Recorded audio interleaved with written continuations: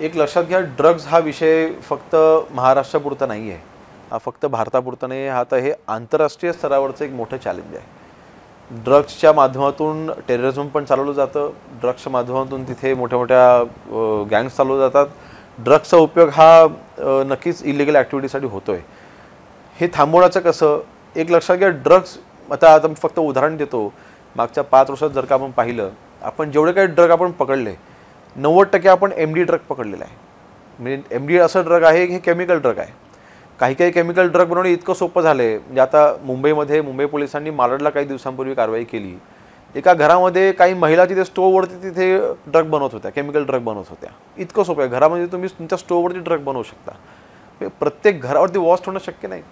मग अशा वेळेस आम्ही काही आता टास्क फोर्स तयार केलेले आहेत, माननीय मुख्यमंत्री महोदयांनी त्याच्या आधीच काढलेले आहेत। पण त्याचे इन्ग्रेडियंट सहज अवेलेबल आहेत। नॉर्मल मेडिसिन जे तुम्ही मेडिकल शॉपमध्ये तुम्ही मेडिसिन घेतल्या, त्याचं कॉम्बिनेशन तुम्ही तयार केलं की काही ड्रग तयार होतात। ड्रग म्हणजे काय आहे, केमिकल कंपाऊंड हे कमी जास्त प्रमाणात असं की ते ड्रग होतं। औषध घेणं त्याचं ड्रग होणं म्हणजे ते शेवटी केमिकल ते कॉम्बिनेशन असतं। मग आता आपण काय केलं, आता आपण अँटी नार्कोटिक टास्क फोर्स आपण तयार केलेला आहे आणि महाराष्ट्राच्या प्रत्येक पोलीस स्टेशनमध्ये हे टास्क फोर्स इथे कार्यरत असणार आहे आणि ते फक्त आणि फक्त ड्रगवरती काम करेल। त्यांच्याकडे दुसरा कुठलाही तपास नसणार, त्याच्याकडे दुसरी कुठलीही जबाबदारी नसणार। तसं महिलांकरिता आपण विशेष तिथे आपण जे पथक आपण तयार केले आहे, तसं हे ड्रग्ससाठी विशेष पथक आपण तयार केलेलं आहेत।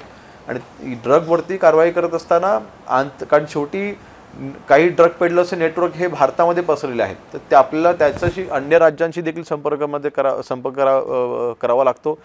आताच काही दिवसांपूर्वीचं उदाहरण देईन, मुंबई पोलिसांनी एका ड्रग पेडलरला दुबईवरनं पकडून आणलेला आहे।